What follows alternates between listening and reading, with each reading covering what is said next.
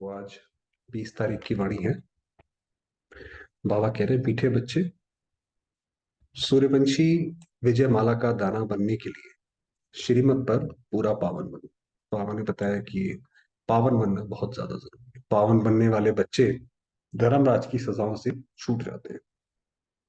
उनको अंत में कोई सजाएं नहीं लगेगी। प्रश्न है, देहाभिमानी बनने की मेहनत में लगे हुए बच्चों को कौन सा नशा रहेगा? उत्तर है, मैं बाबा का हूँ, मैं बाबा के ब्रह्मांड का मालिक हूँ। जैसे बाबा से वर्षा अनुभव होगा, और जो अपने आप को शरीर समझते हैं उनको फिर बाबा का बहुत मुश्किल होगा। बाबा तो बड़ा सूक्ष्म है ना, उससे अनुभव करने के लिए भी बड़ी सूक्ष्म बुद्धि और वो स्थिति चाहिए। तो बाबा ने कहा, मैं बाबा का हूँ, मैं बाबा के ब्रह्मांड का मालिक हूँ। बाबा से वर्षा ले विश्व का मालिक, ये नशा रहेगा। ये नशा देही बीमारी रहने वाले बच्चों को ही रहता है। वही वारिस बनते हैं। उन्हें पुरानी दुनिया के संबंध याद नहीं रहते। देह अभिमान में आने से ही माया की चमाट लगती है, खुशी गुम हो जाती है। इसलिए बाबा कहते हैं, बच्चे देही अभिमानी बनने की मेहनत करो, अपना चार्ट रखो। गीत है, आने वाले कल की तुम तकदीर। ओम शांति। नीचे से पढ़ते हैं। अच्छा, तो कहते हैं अमरनाथ ने पार्वती को कथा सुनाई। अब बाबा जो है, जो भक्ति में जितनी भी गायन है, पूजन है, उनका वास्तविक में रहस्य क्या है वो बताते हैं। तो कहते हैं, भाई अमरनाथ ने पार्वती को कथा सुनाई, अमर कथा सुनाई। सो तो तुम सब पार्वती हो। तो बाबा हमें अमरनाथ की तो कथा सुना रहे हैं कि जब हम अमरपुरी यानी सतयुग में जाएंगे, जहाँ पे मृत्यु का नाम ही नहीं है, तो वो इसीलिए उसको अमरपुरी अमरनाथ कहा जाता है। तो वो अमर कथा, बाबा में ये मुरली अमर कथा ही है, और हमें सुना रहे हैं ताकि हम अमर बन जाएं। हम पार्वती हैं। शिव बाबा ने सिर्फ एक पार्वती को थोड़ी ही कथा सुनाई होगी। तुम तो बहुत सुनते हो ना। सब याद करते हैं कि हमको पतित से पावन बनाओ। पावन बनाने वाला है एक। कैसे पावन बनाते हैं? पहले पहले जगत अम्बा पावन बनती है। तो बाबा जब नीचे आते हैं पावन बनाने, तो सबसे पहले एक प्रैक्टिकल एग्जाम्पल चाहिए ना भाई। प्रैक्टिकल के बिना कोई कैसे कोई मानेगा कि वास्तव में ऐसा हो सकता है? तो ब्रह्मा सबसे पहला एग्जाम्पल, और दूसरा जगदम्बा सरस्वती, जिनको मम्मा कहते हैं। तो वो पावन बनती हैं। फिर उनकी शक्तियां हैं। स्वर्ग का रचयिता एक ही बाप है, और कोई हो ना सके। अभी तुम अनुभवी बन गए हो। तुम बच्चों को कितना नशा रहना चाहिए। शिव बाबा तुमको गोद में ले स्वर्ग का मालिक बनने लायक बनाते हैं। तो स्वर्ग में तो जाएंगे, मगर स्वर्ग में जाने के लिए वहां के लायक भी तो बनना है ना। अगर वहां लायक ही नहीं हुए तो वो स्वर्ग को भी हम नर्क कर देंगे। तो तुम समझते हो हम ईश्वर की गोद में आए। जरूर ईश्वर हमको वापस अपने साथ ले जाएंगे। खास तुम बच्चों को वारिस बनाया है। बाबा ने पूरी मुरली भी ऊपर यही चलाई कि हम बच्चे वारिस हैं, बाबा के फैमिली का पार्ट है। फॉलोअर या स्टूडेंट नहीं है, तुम्हारा पार्ट है। अभी तुम्हारी बुद्धि कितनी विशाल हो गई है कि हम सारे आदि मध्य अंत तीनों दुनियाएं और स्वयं भगवान को भी जानते हैं। समझना चाहिए, सतयुग में है ही देवी देवताओं का राज्य। जरूर भगवान ने स्थापन किया होगा, परंतु कैसे किया ये कोई नहीं जानते। नाम भी है यादव, कौरव और पांडव। पांडव में सभी मेल सी दिखाते हैं। शक्ति सेना का नाम कहा? तो ये जो शक्ति सेना है वो तो दिखाई नहीं महाभारत में। बहनों की कोई सेना ही नहीं दिखाई वहां तो। तुम हो खुद शक्ति सेना। उनको तो पता ही नहीं है। फिर कहते हैं जो लड़ाई में मरेगा वह स्वर्ग में जाएगा। परंतु कौन सी लड़ाई उसमें? जब अर्जुन ने बोला कि मेरे को ये लड़ाई नहीं करनी है और मुझे स्वर्ग में भी नहीं जाना, तब फिर श्री कृष्ण ने उसको बोला, उसमें दिखाते हैं कि अगर तुम इस लड़ाई में मरोगे भी तो भी स्वर्ग जाओगे। तो वो कौन सी लड़ाई है? ये वास्तव में ये अभी की बात है कि अभी हम बाबा के बन गए तो हम स्वर्ग में तो जरूर जाएंगे। तो बाबा कहते हैं कौन सी लड़ाई? ये है माया पर जीत पाने की लड़ाई। तो ये जो लड़ाई है इसकी बात, जो एक बाप ही सिखलाते हैं। जबकि तुम समझते हो बरोबर शिव बाबा ने हमको गोद में लिया है, अडॉप्ट किया है। पूरी मुरली इसी के ऊपर है कि बाबा ने हमें अपनी गोद में लिया है, अडॉप्ट करा है। तो और सब तरफ से बुद्धि योग टूट जाना चाहिए। राजा की गोद में जाएंगे तो राजा रानी का ही बच्चा अपने को समझेंगे। भाई अगर किसी राजा रानी ने गोद में ले लिया, तो फिर तो वो बच्चा अपने आप को ये समझता है कि मैं इन्हीं की संतान हूँ, बाकी सब भूल जाएगा कि पहले क्या था क्या नहीं था। प्रिंस प्रिंसेस ही मित्र संबंधी होंगे, वह कुल अथवा बिरादरी बदल जाती है। तो यहाँ भी ब्राह्मण कुल का बन, तो यहाँ पे भी हमारे एडॉप्शन हो गया बाबा के पास। देवताओं अथवा शक्तियों के साथ नारद को भी बिठाते हैं, तो नारद को ब्रह्मा का पुत्र कहते हैं। भगवान ने नारद को कहा, तुम अपनी शक्ल तो देखो। नारद भक्ति करता था, क्योंकि नारद जो है भक्त, बहुत भक्त शिरोमणि में नारद का नाम आता है और मीरा का नाम आता है। तो नारद जब इतना बड़ा भक्त था तो उसने बोला, हाँ मैं लक्ष्मी को वरना चाहता हूँ। तो शक्ल देखी तो बंदर की थी। तो ये अभी की बात है कि अगर हम सत्युग में जाना चाहते हैं, वहां तो हर नारी लक्ष्मी होगी, और वहां पे हम लक्ष्मी को कैसे भरेंगे? उसके लिए हमें भी तो नारायण बनना पड़ेगा ना। और अगर हमारे अंदर विकार होंगे, तो जैसे कि हम तो बंदर हैं, तो ये वो वाली बात है। तो नारद भक्ति करता था। अभी तुम बच्चों को अच्छी रीति पुरुषार्थ करना है। तुम्हारे अंदर कोई भी भूत नहीं होना चाहिए। कोई क्रोध करे तो समझो इनमें भूत है, कोई करता है तो ये भूत है। 5 विकारों का यहाँ दान देना है, तब ये नशा चढ़ सके। फिर तुम बहुत खुश मिजाज रहेंगे। बाबा के जो बच्चे, आप अगर मधुबन जाएंगे तो आप ज्यादातर खास बात ये देखेंगे कि उधर अधिकतर भाई बहन आपको बड़े खुश खुश, खासकर जो उधर समर्पित हैं, मधुबन निवासी हैं, वो तो बिल्कुल ही आपको ऐसे खुश दिखाई पड़ेंगे, जैसे देवताओं के चेहरे रहते हैं। तुम रूप बसंत हो ना, जैसे बाबा ज्ञान रत्न देता है, तुम्हारे मुख से भी रत्न निकलने चाहिए। अब जैसे बाबा है, देखिए बाबा के वर्शंस हम स्पेशल बैठ के पढ़ते हैं क्योंकि वो इतने पवित्र है। तो हमारे भी जो बोल हो वो भी ऐसे ही हो कि लोग सुनने के चातक हो। ऐसा नहीं हमने कभी भी कुछ भी बोल दिया किसी के भी उसमें आकर, नहीं। तो आपने कहा तुम्हारे मुख से भी रत्न निकलने चाहिए। पुरुषार्थ करते रहो, मंजिल बहुत बड़ी है। विश्व का मालिक बनना होता है। हम ही अनेक बार विश्व के मालिक बने, ऐसे और को सन्यासी आदि कह ना सके कि हम ही बार बार विश्व के मालिक बनते हैं, ऐसे कोई नहीं कह सकता। बाप कहते हैं लाडले बच्चे, देखिए बाबा कैसे जो हमें ज्ञान सुनाते हैं। बाप कहते हैं लाडले बच्चे, तुम अनगिनत बार विश्व के मालिक बने हो, फिर हराया है। ये बार बार होता है। गीता का ये आता है ना कि हे अर्जुन, तुमने और मैंने अनेक जन्म लिए। वो बाबा कह रहे हैं कि तुमने बहुत बार विश्व के मालिक बने हो, अब फिर जीत पहनो। है सारा पुरुषार्थ पर मदार। बच्चों को बड़ी खुशी रहनी चाहिए, जितना बाबा के उसमें चलेंगे, बिल्कुल एकदम ऐसे खुश मिजाज। हम विश्व के मालिक बनते हैं तो वह खुशी स्थायी क्यों नहीं रहती? पुरानी दुनिया के संबंध याद आ जाते हैं। क्यों खुशी क्यों नहीं रहती? क्योंकि पुरानी दुनिया का कुछ ना कुछ याद आ जाता है। अरे भाई इसने ऐसा करा था, उसने वैसा करा था। तो देह अभिमान आ जाता है। पहला पहला दुश्मन है ही देह अभिमान। माना अपने आप को जो हम शरीर मानते हैं, ये सबसे बड़ा दुश्मन है। वहां से ही सारी दिक्कतें आनी शुरू होती है। शरीर समझा, ये मेरे माता पिता, ये मेरा बेटा, इसको ऐसा करना ही चाहिए, इनको ऐसा करना ही चाहिए। तो वो देह अभिमान आया और लगी माया की चमाट। अपने आप को शरीर समझा तो लगी फिर मैं बाबा का हूँ, बाबा के ब्रह्मांड का मालिक। बाबा से वर्षा ले विश्व का मालिक बनता हूँ, ये नशा रहना चाहिए। देही अभिमानी बनने की मेहनत करनी चाहिए। कल्प में एक ही बार बाबा आकर तुमको देही अभिमानी बनना सिखा। कितना कहते हैं बाबा को याद करो, फिर भी भूल जाते हैं। चार्ट लिखने में थक जाते हैं। बच्चों को अपना चार्ट दे, पूरे दिन का अपना देखें कि आज हमने कितना समय बाबा को याद किया। तो वो चार्ट देखो। एक बाबा इतने बच्चों का चार्ट कहाँ तक देखेंगे? बाबा को कितना काम रहता है। पत्रों के जवाब लिखने में उंगलियां ही घिस जाती हैं। तो पहले क्या होता था कि बाबा को सारे पत्र लिखते थे, जो बाबा के बच्चे देश विदेश से होते थे। इनलैंड लेटर जो आता था, अंतरदेशीय, और बाबा फिर उसका जवाब देते थे। तो आप सोचिए कितने पत्र आते थे, कितने कैसे जवाब देते थे बाबा। तो उंगलियां ही घिस जाती थी। परंतु बच्चों को शौक रहता है कि बाबा के हाथ का पत्र पढ़े, तुम्ही से बैठूं, तुम्ही से लिखा पढ़ी करूं। लिखते भी है शिव बाबा केयर ऑफ ब्रह्मा। तो जब वो बाबा को एड्रेस करते थे तो ऐसे लिखते थे कि टू शिव बाबा, कि हम पत्र शिव बाबा को लिख रहे हैं, केयर ऑफ ब्रह्मा, ब्रह्मा के द्वारा। फिर बाबा जवाब भी देते हैं। कितने पत्र लिखने पड़े?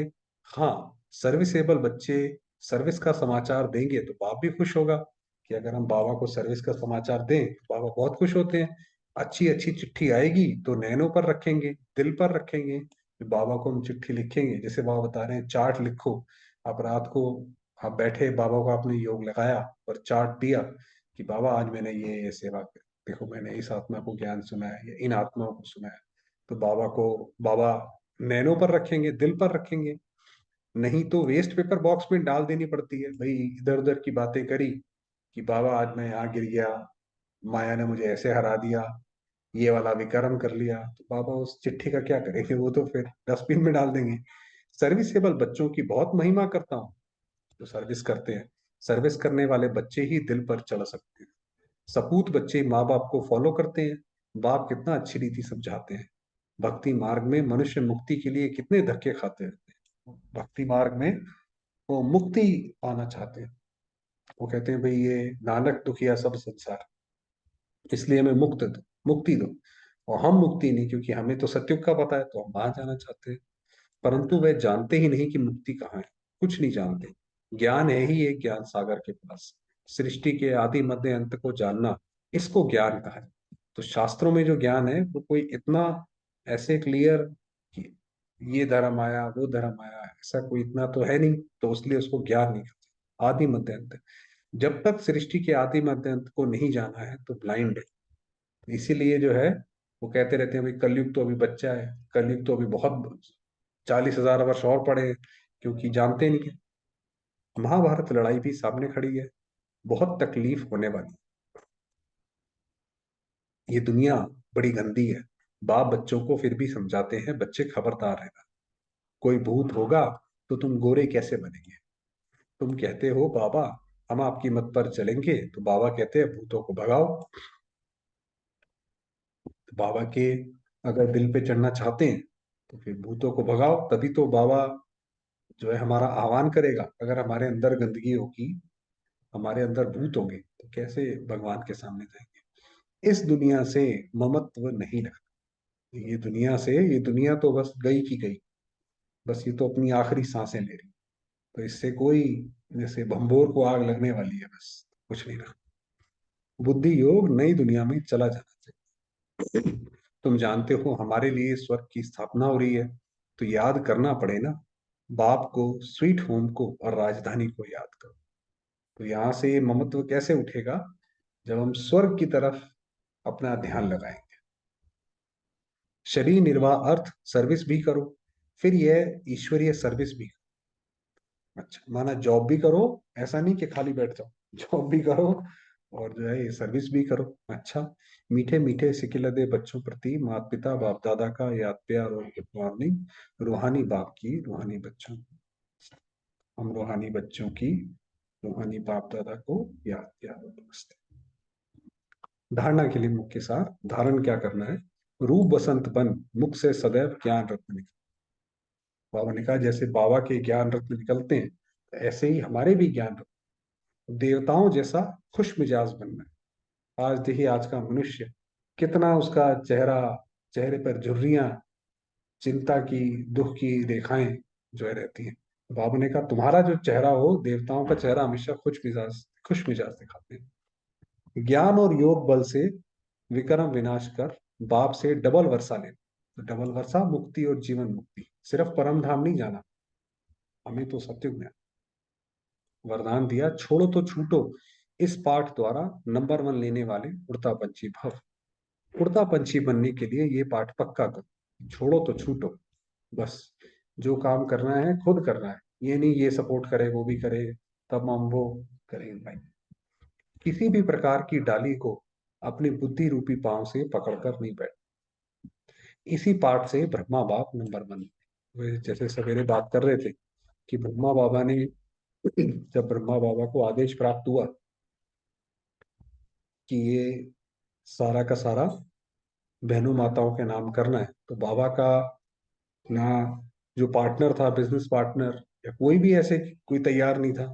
तो ये नहीं सोचा कि साथी मुझे छोड़े तो छोटू छूटू, संबंधी छोड़े तो छूटू, कि सबसे हम राय ले लें, अच्छा भी बताओ क्या करें, बताओ क्या करें।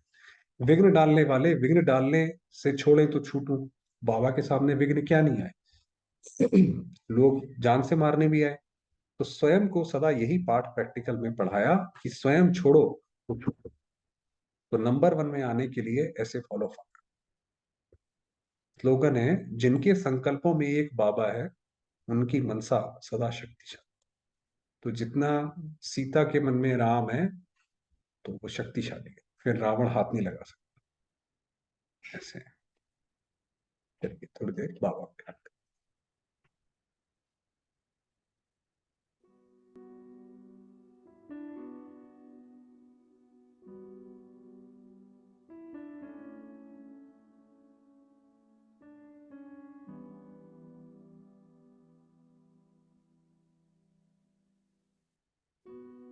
मैं आता हूँ।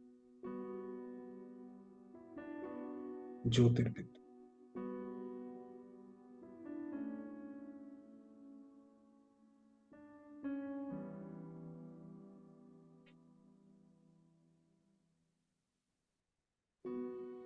इस शरीर में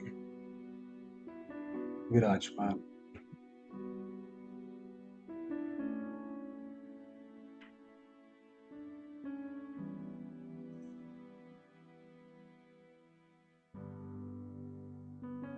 दैवी मूर्त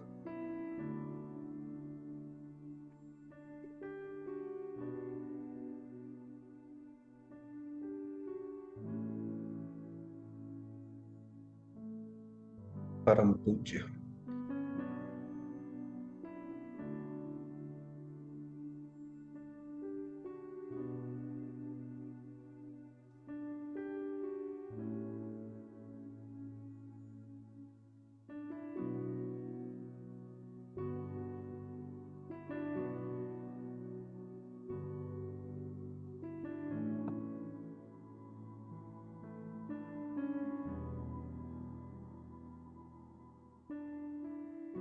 शांति की किरणें चारों ओर फैला रही।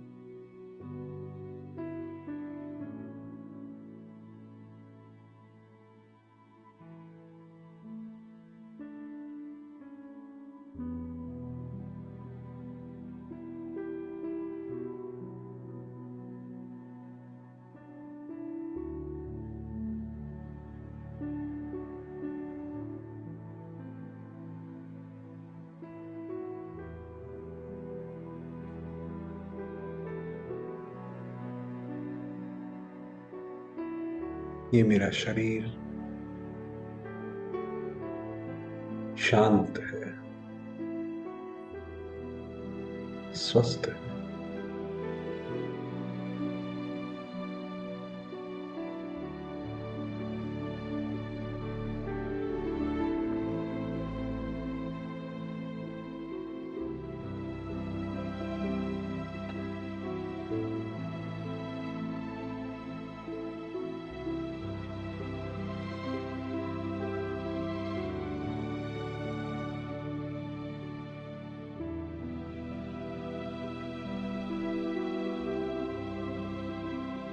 मैं आत्मा परम धाम में विराजमान।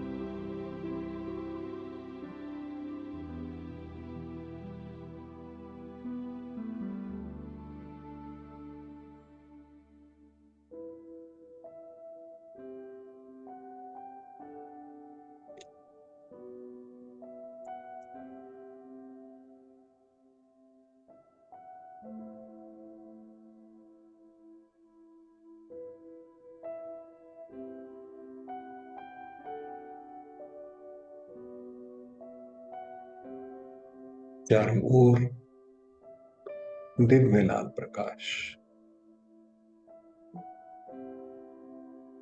और शांति।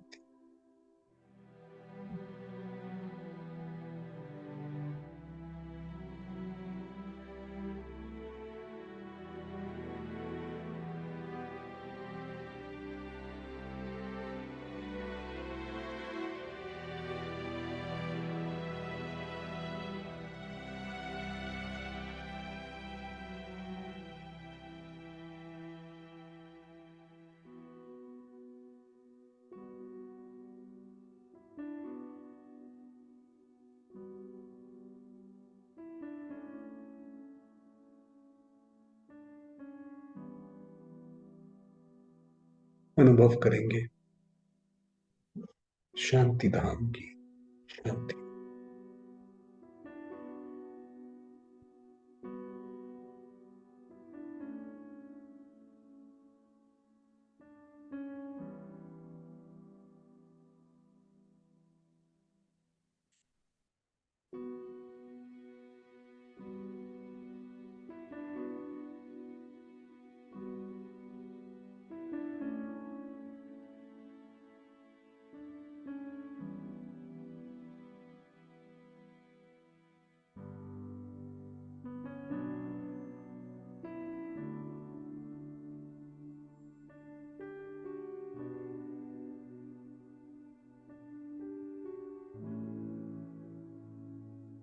मेरे सामने है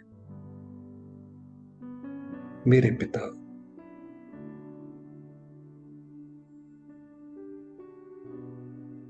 मेरे बंधु, सहायक, स्वयं परमात्मा शिव।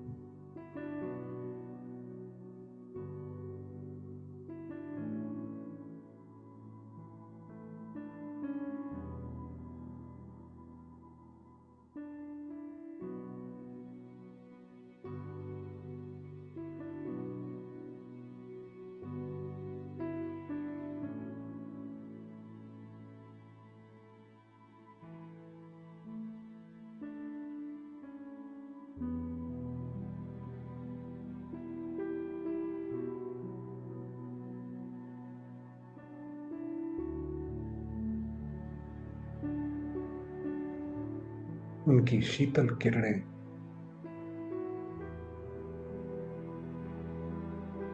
मुझे आत्मा पर पड़ रही।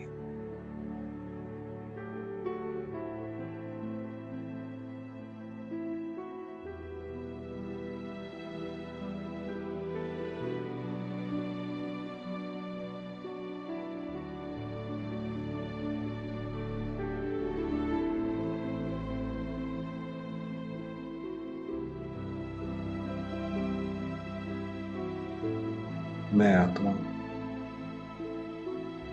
अपना सर्वस्व बाबा के प्रति समर्पित करती।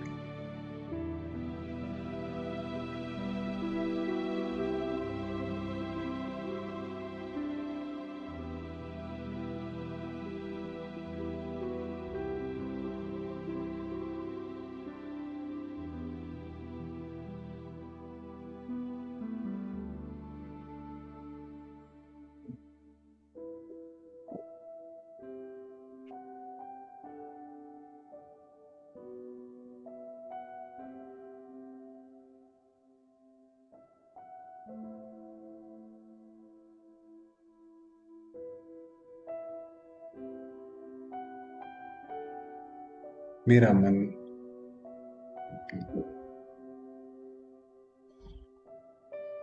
मुक्ति की अवस्था में स्थित है।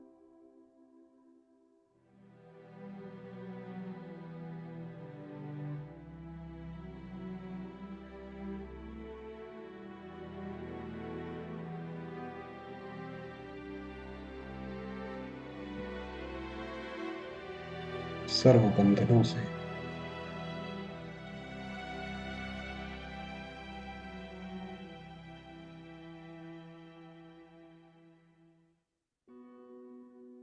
सर्व विकारों से मुक्त।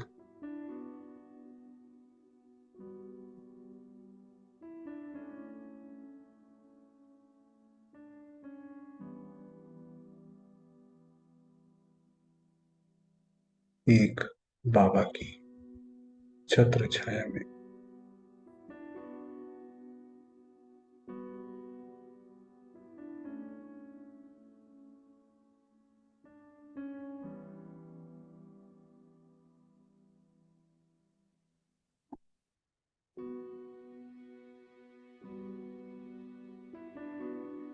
ओम शांति।